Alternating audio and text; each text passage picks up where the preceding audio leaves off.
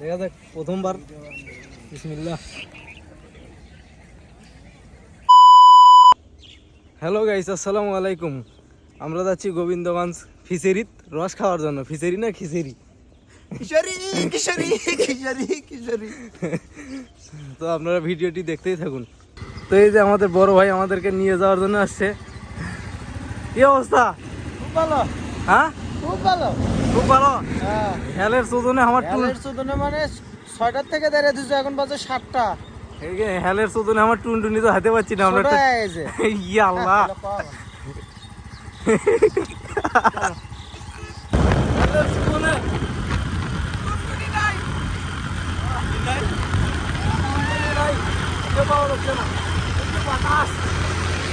Pilot pilot নয়, ব্যবসা। এক হাত পক্ষ, আগে কিছুক্ষণ পর পর এক হাত পক্ষ থেকে গরম করে ফিট টানিয়ে আনা করে। তো দেখতে দেখতে আমরা আমাদের গন্তব্য স্থানে পৌঁছে গেলাম। তো চলুন ভিতরে যাওয়া যাক, দেখা যাক ভিতরের পরিবেশটা কেমন। আমরা মূলত এখানে পৌঁছে গেছি। এখন দেখা যাক আমাদের কপালে রস আছে কি না। এখানে অনেকজনই আগে থেকে রস অর্ডার করে রাখে। এখানে অনেক লোকজন দিয়ে ভরা, তারা অনেক দূর দূরান্ত থেকে আসছে রস খাওয়ার জন্য। তো আমরাও একটু টেস্ট করে দেখবো আর কি। এখানে মূলত গাছে উঠছে রস পাড়ার জন্য। দেখা যাক কী রকম রস সে সংগ্রহ করতে পারে। আপনারা ভিডিওটি স্কিপ না করে সম্পূর্ণ দেখতেই থাকুন। কাকা, একটা গাছে কতখানি রস হয়? 10 কেজিও হয়, 2 কেজিও হয়, 1 কেজিও হয়।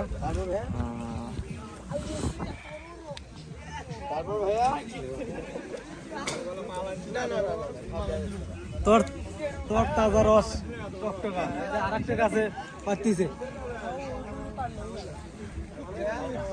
মশারি তো ধরা, এগুলো দিতে থাকে, মশারি দিয়ে ঢাকা। এই যে দেখা যাচ্ছে রস।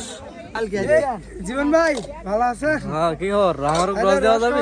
বাড়ির ঘরে রস তো খাচ্ছ না, দেখি বিতরণ করি। খাইলাম ভাই, অল্প একটু খাইলাম। বাড়ির ঘরত পিছেরিত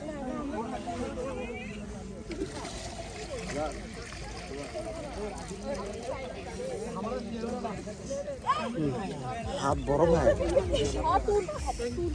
রস খাবে। দেখা যাক গাইস, প্রথমবার টেস্ট করতেছি।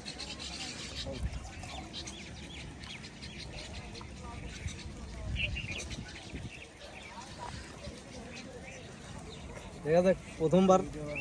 বিসমিল্লাহ।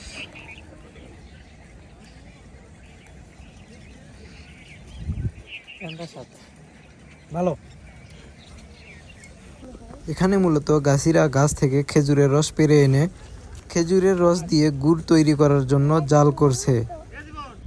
এখানে মূলত খেজুরের রস জাল করতেছে, কিন্তু দেখা যাচ্ছে যে এরা কার কার জুতো দিয়ে জাল করেছে। মনে হচ্ছে আমারটাও খুলে দেই। কাকা, বাড়ি আপনারা কোনটি? আর এখানে কতখানি করে জাল দেওয়া হয়, মানে খেজুরের রস? মাটি জাল দেওয়া হয় না, মাপা হয় না সাধারণত। তাও আনুমানিক কত হতে পারে? 6-7 মণ তো আছেই। 6-7 মণ। আঙ্কেল, খেজুরের রস খেতে কেমন? খুবই সুন্দর। আমি খেজুরের রস খুবই লাইক করি। আমাদের এখানে যে এত সুন্দর খেজুরের রস হয়, এটা আমাদের গোবিন্দগঞ্জের একটা ঐতিহ্য। হ্যাঁ, আমি মনে করি এখানে নতুন করে আরও গাছ লাগানো উচিত। এ ব্যাপারে আমি কর্তৃপক্ষের সঙ্গে কথা বলবো, যাতে এখানে আরও নতুন করে গাছ লাগানো যায়।